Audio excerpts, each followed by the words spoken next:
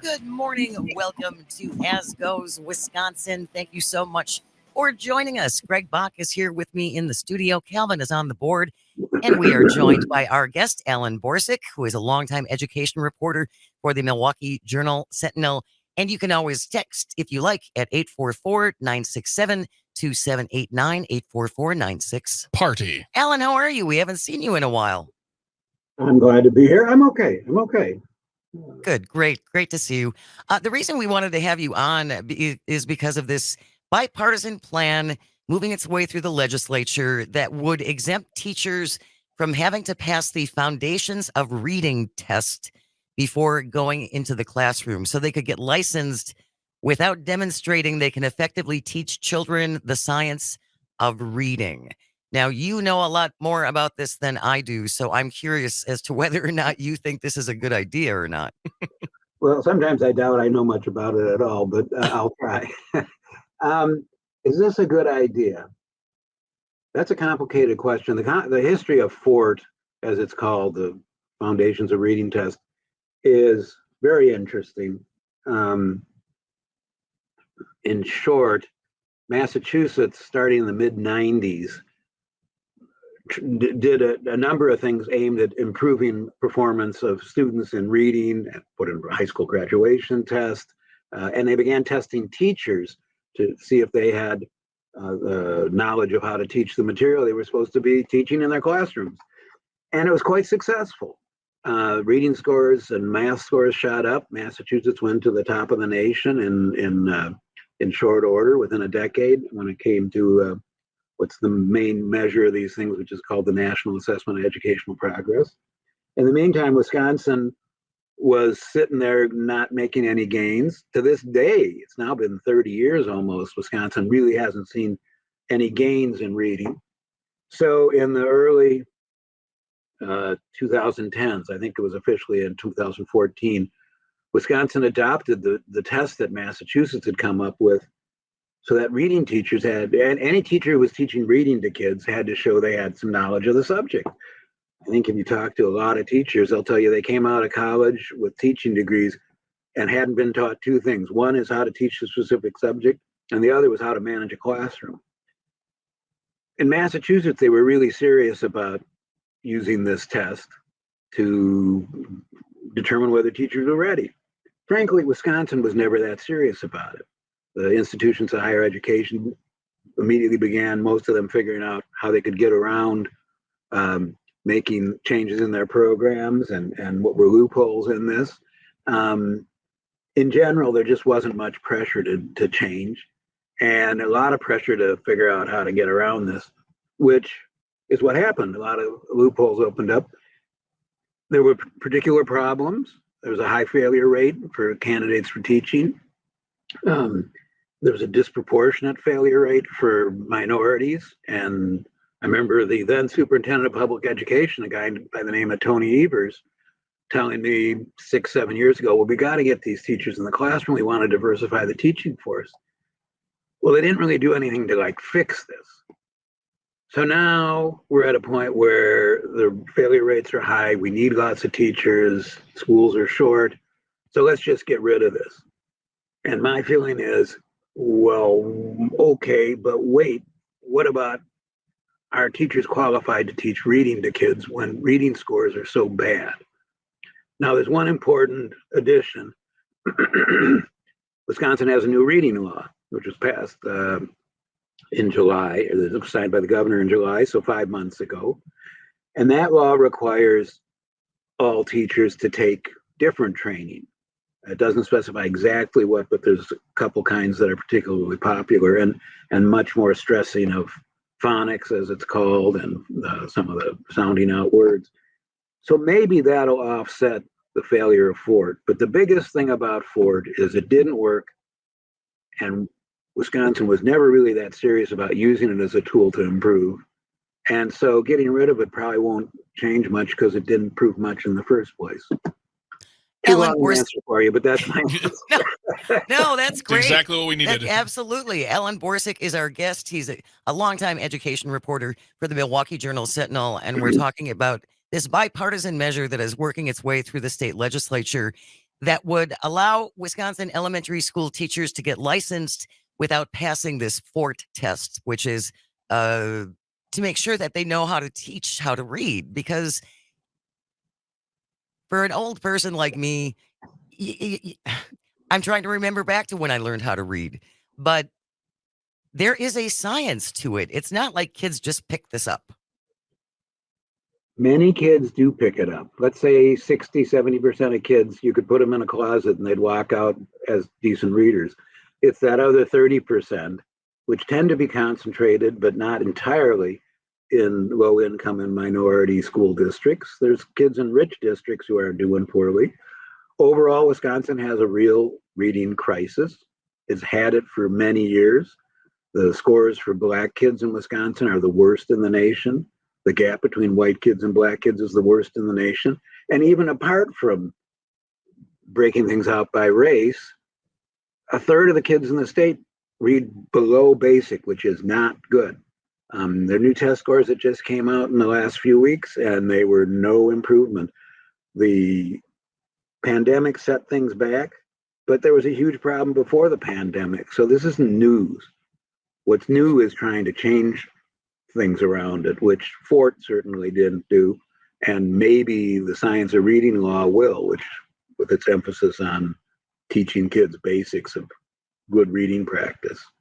Do you think too, Alan, that are we just as parents, are we just not reading to our kids as much as we used to? Because that was so formative for me. Yes. Having my mother read to me, having my mother take me to the library, even my dad, those special moments where you get to sit on his lap and he's, reading you a book. I think that's critically important Well, to we instill a certainly love of reading in kids. we certainly live in a less book-oriented world than when you or I or any of us grew up.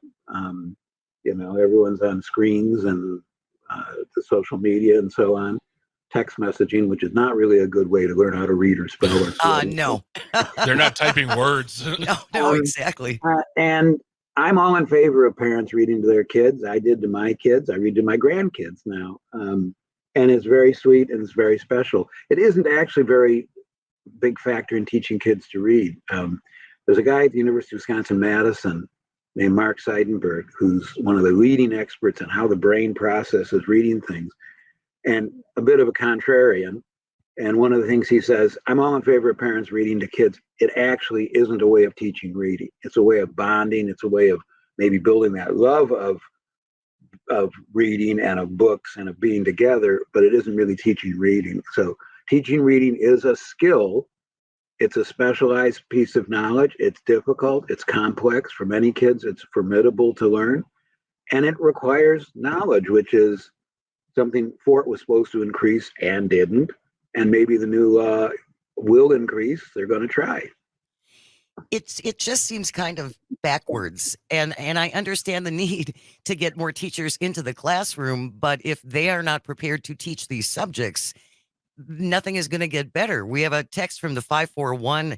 Why does it feel like some people would rather get rid of education requirements altogether as long as they have somewhere to send their kids for 6 hours a day?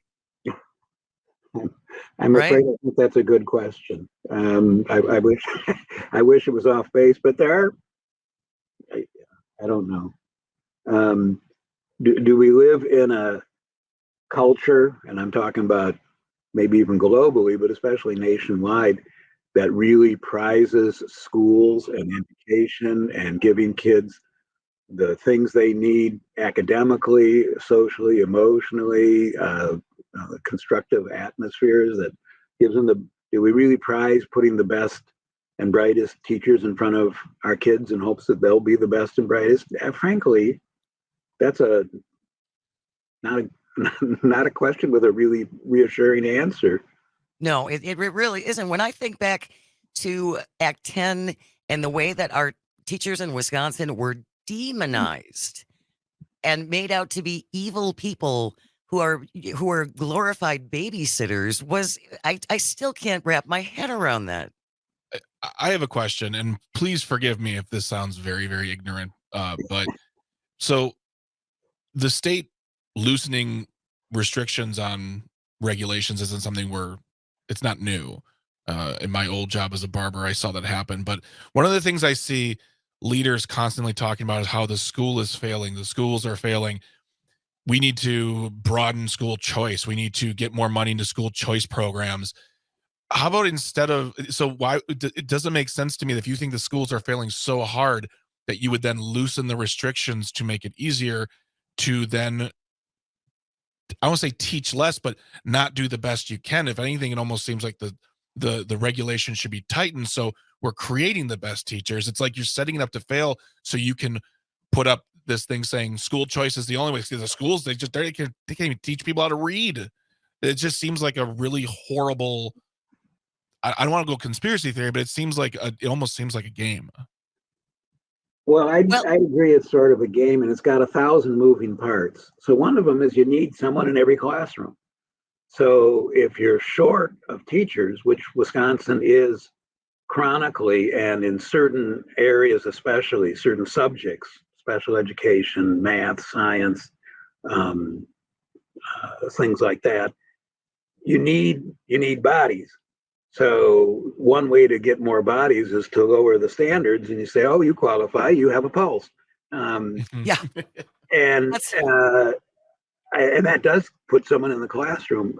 If you raise the bar too high and say you have to be a Harvard graduate to teach, there's not enough Harvard graduates out there.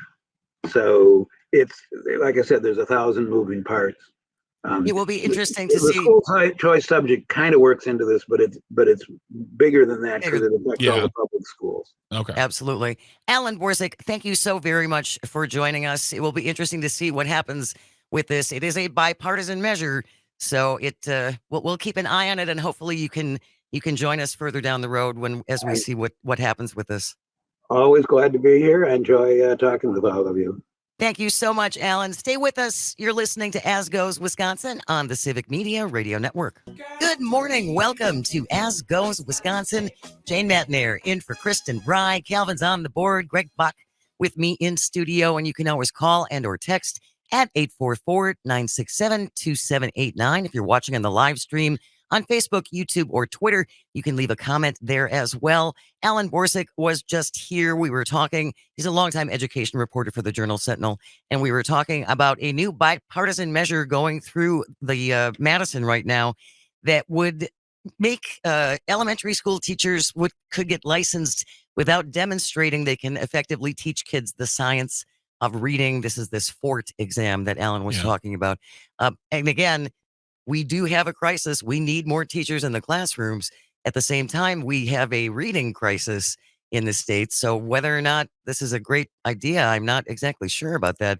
844-967-2789. Susan is joining us. Good morning, Susan. Good morning. How are you doing today? Good, thank you. How about yourself? Oh, good. I was just calling because I have some experience with not teaching, but just with kids in general. I read to all my kids. My mom read to us every night. She would sit before we went to bed. She'd read us a book, chapter in a book to us. And I think actually the experts are a little bit off on this because I do think it does create a love for the written word, which is what you want your children to have. And for me, when I go in a bookstore, it's like I'm in this candy shop. But anyway, today I think it's more difficult because kids are not allowed to read what they want to read. So I think children will read if you let them read what they want to read, because then they don't feel like they have to trudge through a book that they're not interested in. And I think that's the biggest takeaway that I have, is that instead of putting a book in front of the kids and saying, you have to read this, if they would rather read a comic book or something else, I think it's better than not reading at all.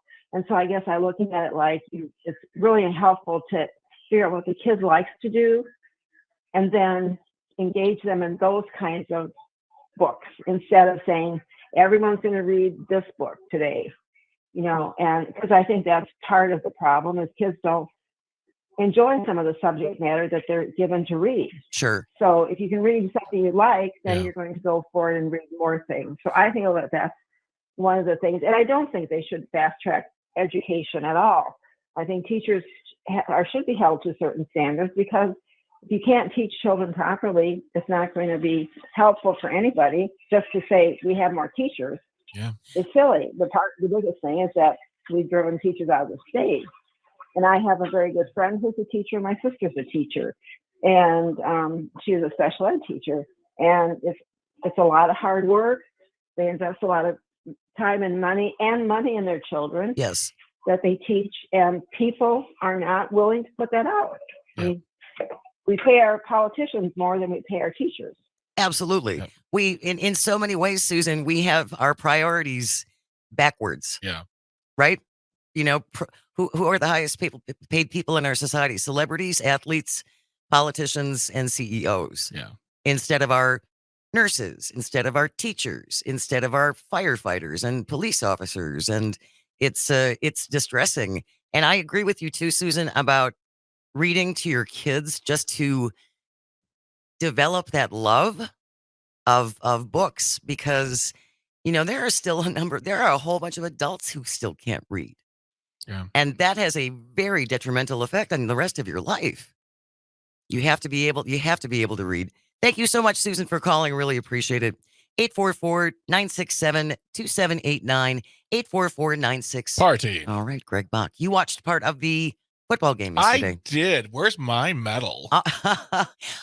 I know football is not necessarily your favorite sport. You're a big baseball fan. I am. But the Packers did win, squeaked it out. Yeah. 23-20 over the LA Chargers. Unfortunately, Aaron Jones and Emmanuel Wilson had to be taken off the field. What were your takeaways from that game? I mean, when I started watching the game in the third quarter, sorry, it's not hockey. Quarter.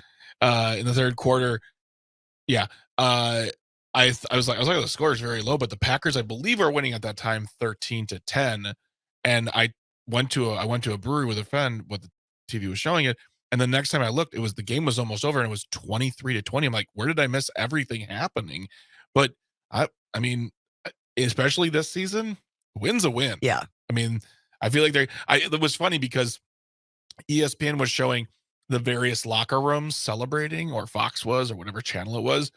And they had the Lions, who are doing really well. And I believe the Cowboys are doing well this season too. And then they showed the Packers celebrating like they had just won the Super Bowl. I'm like, calm down, guys. It's you won. You That's won. great. Yes, you Good did. job. Good job. Yes. Everyone gets pizza afterwards, but let's tamper expectations. And my sister and I were at the holiday folk fair during the game yesterday. And so when I got home, my husband updated me on the results, and he said, yeah, they just barely won this. Yep.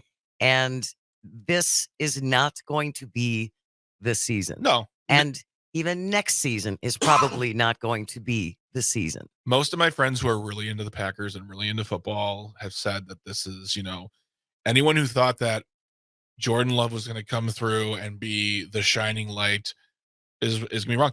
And we talked about this with Rami Makloff a couple weeks ago. Brett Favre took a year or two to get going. Absolutely. Aaron Rodgers took a year.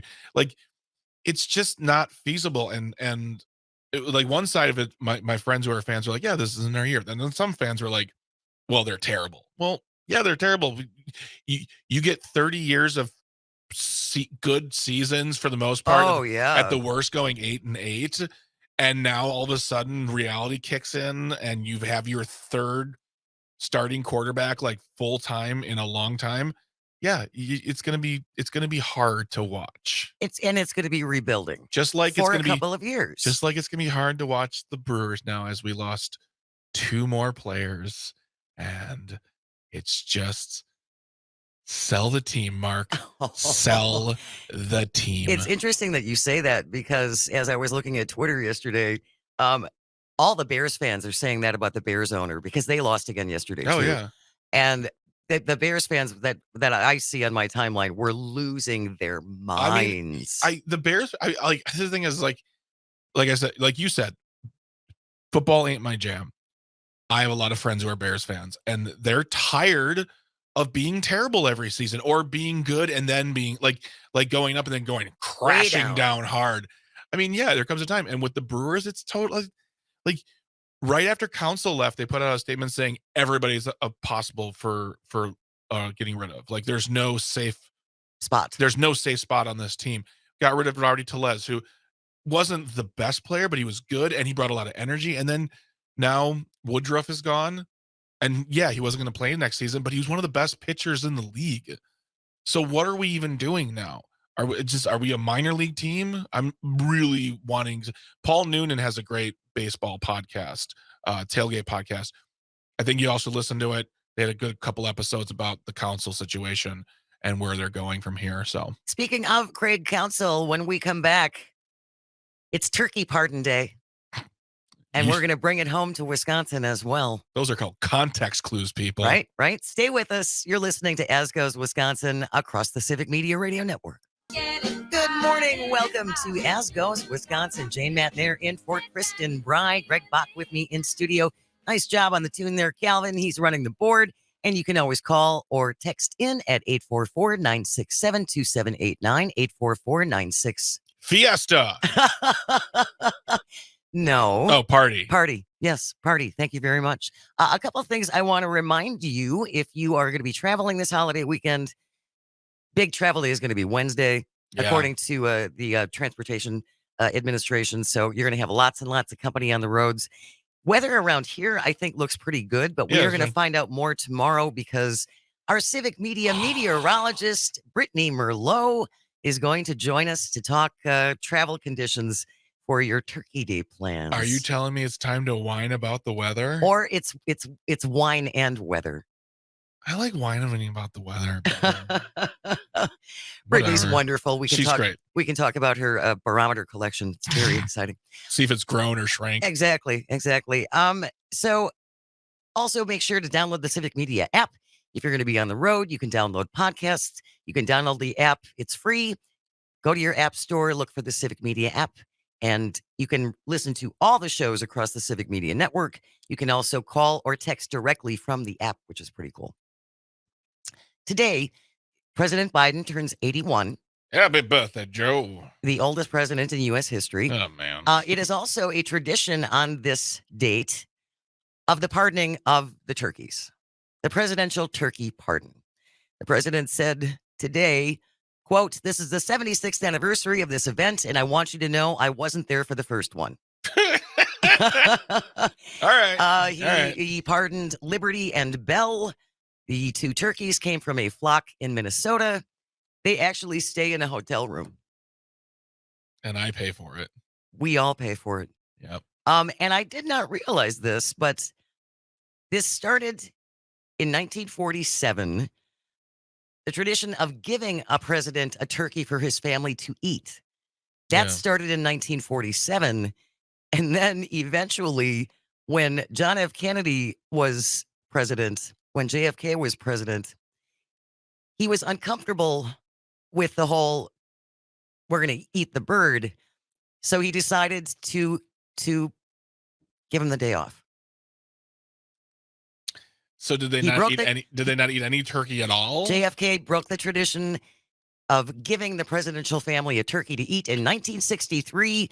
At the time, he said, quote, "I think we'll just let this one grow," because the turkey that had been presented to him had a sign around its neck that said, "Good eating, Mr. President." Oh, God. Yeah. So that was how it started. But I want to know why it now has two. There's now two turkeys. No idea. Calvin, do you know why? He doesn't know. He doesn't know why either. There was a close call during the Bush administration, George W. Bush, when Barney, his Scottish Terrier, almost got a hold of the bird. That wouldn't have been. It's called the circle of life, baby. Get on board. That wouldn't have been a good look with all of the press there. Could you imagine that happened today, though? Even though that was 20 years ago, that would have been seen like, oh my gosh, the horror! I can't believe it. And we'd be laughing now, about oh gosh, that's terrible. Now they'd be like, Joe Biden's dogs hate America. They hate freedom.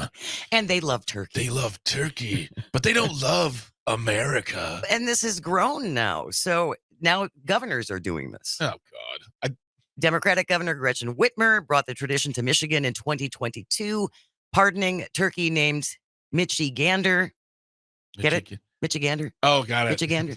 So dumb. So dumb. Alabama has been pardoning turkeys for decades. This year they were Clyde and Henrietta. Nobody really knows why. See, I like those names. Clyde and Henrietta. Yeah, those sound like turkey names. Liberty and Bell. No, it sounds like no. In East Texas, their turkey is named Dolly Parton. The turkey is named Dolly because she's a strong female role model In Texas? and a tribute to our Southern roots, and she's a very strong literacy advocate. In Texas. In Texas. All right. I'm just going to swim in the irony of that situation. Dolly will live out her days at the Believe in Vegan Ranch somewhere in Texas. Well, we started thinking about pardoning turkeys and turkeys closer to home. And turkey necks. And turkey necks. Should Craig Counsell be pardoned for leaving the Brewers to go to the Cubs? 844-967-2789. 844-96. Party. In the spirit of pardoning day, should Craig Counsell be pardoned for what some have said is betrayal? Oh my God. What do you think? You You're are asking- you are a diehard Brewers fan. You asking me? Yes, I am asking People aren't you. going to like this. He's committed no crime. Ooh. He's committed absolutely no crime.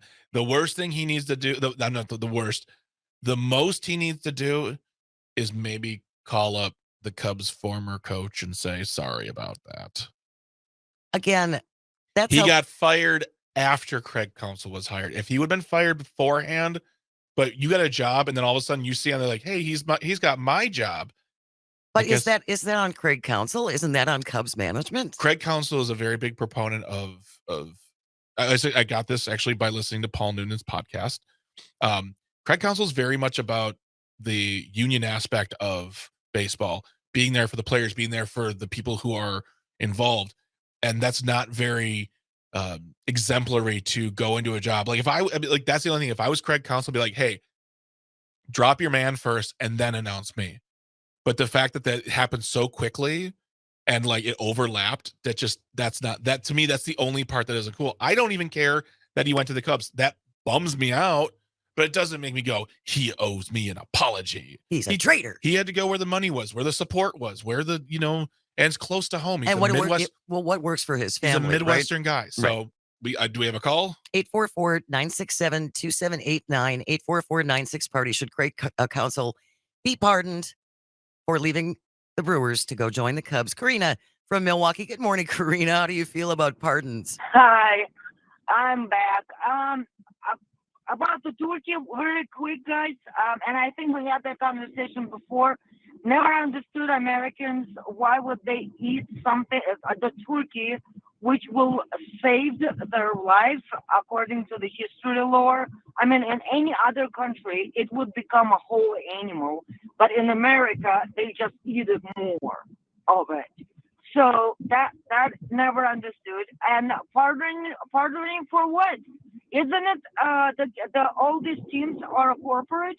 Do you have a hard feeling when the CEO get fired and another one get hired? No. So it's a job. He got promotion. He got better job. What's wrong with you people? All right, Karina. I feel like I'm on your side, but you're still mad at me.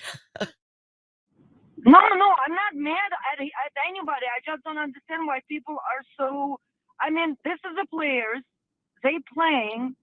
They have trainers or coaches or whatever it is. But ultimately, look at this. They trading those players like a stock. So why wouldn't they do the same thing with coaches? It's just a job. I don't disagree with you, Karina, not at all. But I do think there are some fans who take this very, very personally and feel like that's like when Favre went to the Vikings and Rodgers went to the Jets. And there are just some folks who really take it personally as a betrayal, even though you're right, it is a job.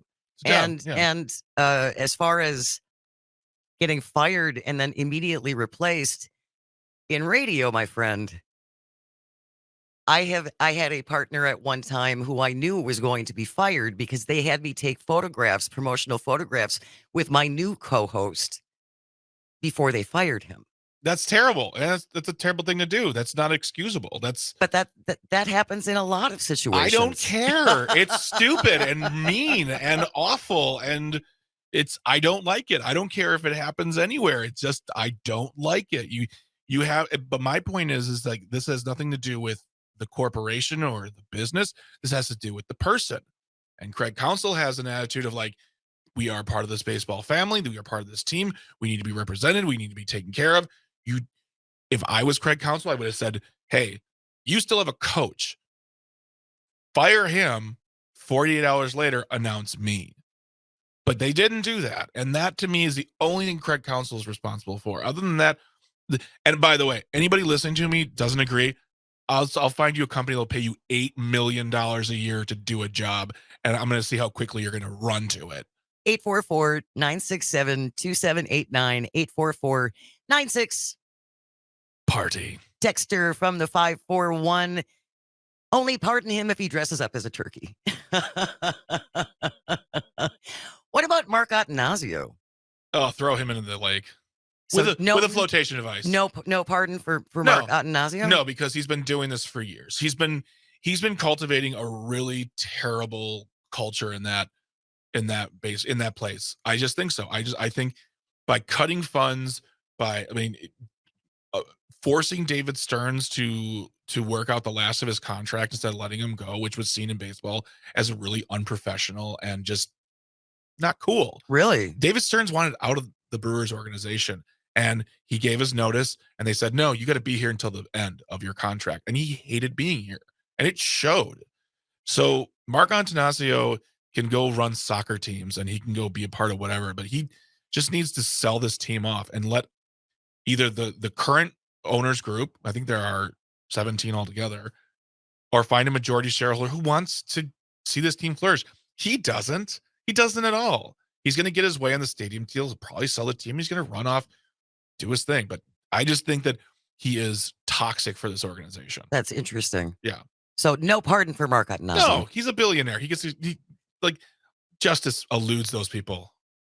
844-967-2789. Mark from the SAC checking in, listening. Yes, turkeys are an all-American native bird, but they are named after the country of Turkey. If I remember right, it was called after they had been imported to Turkey, then popularized as the bird from Turkey, like so many New World foods the world now uses. I am not a big fan of turkey. Is he saying that, or did you just say that? No, I said that. You're not a big fan of turkey? I am not a big fan of Why? turkey. Because I think it's tasteless. The best part of Thanksgiving is the stuffing. I would go stuffing and mashed potatoes. And gravy. No, we like a garlic mashed potatoes with a little bit of butter, just a little bit of butter, but you don't need the gravy for this stuff. Oh, no, I love stuffing too. Don't get me wrong. I love stuffing. I like turkey if it's, not too dry. If it's cooked correctly, it shouldn't need gravy either. Gravy's one of the best parts of Thanksgiving. Oh, I know, but you shouldn't have to. It's like my whole thing with seafood. I don't think anybody actually likes seafood. I think they like sauce. If you're shrimp without sauce, it's disgusting. You throw it in some cocktail sauce, it's amazing. But no one wants crab, they want butter. No one wants a salad, they want ranch. I think you might be onto something there. I'm very onto something here. Trust me, there's a whiteboard in my basement with lots of good points. Well, tomorrow, as we get closer to Thanksgiving on Thursday, because we will not be here on Thursday and Friday, just to give you a heads up, we are going to be running a carefully curated best of program this coming Thursday and Friday. But again, you can listen on the app, whatever. But tomorrow we're going to talk about vetoes and vetoing a dish from the Thanksgiving table. Vetoes. Since you meant like a restaurant, like we're going to talk vetoes. Great pizza. Oh, vetoes. Love it. No, not Vito's Pizza. We're going to talk about vetoing, Xing, getting rid of one dish from the Thanksgiving table. What do you think has to go? Save those answers. We're going to do this tomorrow. And then you're going to have to justify your argument. Ooh, I know. I like it. There's going to be like references and footnotes. Stay with us. We'll be right back. You're listening to As Goes Wisconsin across the Civic Media Radio Network. Good morning. Welcome to As Goes Wisconsin. Jane Matt there in for Kristen Bry. Greg Bott with me in studio. Calvin is on the board, and you can join us at 844-967-2789, 844-96. Festival. Party. Don't confuse people. I'm being fun. I'm being fun, Jane. 844-967-2789. If you're watching the live, I've read the notes. People say I'm not fun enough. Oh, is that? Oh, really? Yeah, I'm not fun enough. Oh, you're plenty fun. Okay. You're plenty fun. Party. All right, we were talking about pardoning. The pardoning of the turkeys happened today. President Biden pardoned the turkeys. And then we started talking about whether or not Craig Counsell, former Brewers manager, deserves to be pardoned after leaving the crew to join the Cubs for a whole bunch of money. Mike from Milwaukee is on the line. Good morning, Mike. What do you think? Hi. Yes, definitely Craig Counsell deserves a pardon. He's a local guy. He's always been good. No scandals, no anything. He's a good dude. It's the organization is not being run well. That's where it comes from, and it goes to the owner, it goes to the front office, and I can't blame the guy. I'm sorry. Like he did his best for a long time, and he got us as far as he could for a long time, and that's all I got to say. Thank you. Absolutely. Thanks a lot, Mike. Yeah. That's pretty much what you had said too. No crime was committed. I don't have a problem with him going to the Cubs. I wish him well. I wish his family well. Yeah. Seriously. Stop vandalizing park signs, Yeah, people. don't do that, folks. That's just no. It's gonna suck, especially if it's opening day. If they play them, we have to see him like a dozen plus times next year. I think 14 times next season. Oh, wow. And it will just be difficult because, it's difficult to watch. It was difficult to watch Orlando Arcia get on Atlanta and do really well. It sucks when your guys leave. But as you said, that is a reflection of more of a reflection of team management. Absolutely, yes. Not Craig Counsell as the manager. Mike was right. This is about front office. This is about ownership. This is about looking at your team and not like, I don't know. I just don't get it. I've actually had fantasies lately about winning the lottery and buying the Brewers. I mean, like sitting down, Mark Antonazzi being like, how much is your price tag? And he's like, as a joke, being like, I'll take $5 billion, but I'll give you $10 billion, clean out your desk and never come back to this state. My goodness. It's the ultimate showing of these millionaires playing with their toys. You know, I don't disagree this team means something to this city and this state. That's and true. People outside of the state, and to just be like, well, we'll just do this and do that. It's like, you don't take us seriously. Then you don't care about us and how we feel, and you don't care about these players either. Some of these guys want to stay here. What is his motivation then to not shell out more money? He just doesn't want to spend more money. I think he wants to make as much money without spending it. Honestly, he doesn't care about getting a ring. He doesn't care about them moving forward and becoming the best team they can. It's about making as much money as possible without spending it. Like there are some guys like George Steinbrenner just wanted rings. And money was shelled out. Yeah, shelled out constantly. Money was no object with this man. He would pay hundreds of millions of dollars and do it in a way to say like, oh, you want that player? I'll throw $50 million more on the price on the contract. Mark Antonazzi, and there are other owners, I'm sure, I know for sure, who are just like, this is my investment. It's an investment to them. Baseball teams are surefire investments. This team is worth, I think, 10 times more than what he paid for it originally, or 5 or 10 times more. Wow. So it's like, so for him, he has no attachment to this city, to this team. It's an investment. And he's buying up soccer teams and he's doing other things. They're like, sell it to a group, a family, or somebody who's going to be like, we want to, even if they're a group, they're like, we want to make more money, but we're going to do that by giving them money to win World Series. I mean, the Lazaris did the same thing with the Bucks. Right. And they won a championship, and it's working out real well for them. I mean, I don't think they own it anymore, but they made some good money. So I don't know. It's just, to me, this is another instance of millionaires playing with their toys and breaking them, and we get to pick up the pieces. Well, and the first thing I thought of when you made that comparison, it's like Robin Voss sitting on $7 billion. Yeah. Because he doesn't want to spend it. Yeah. He just wants to sit on it. He wants to sit on it or spend it in the way he wants to spend it instead of, being a cool guy.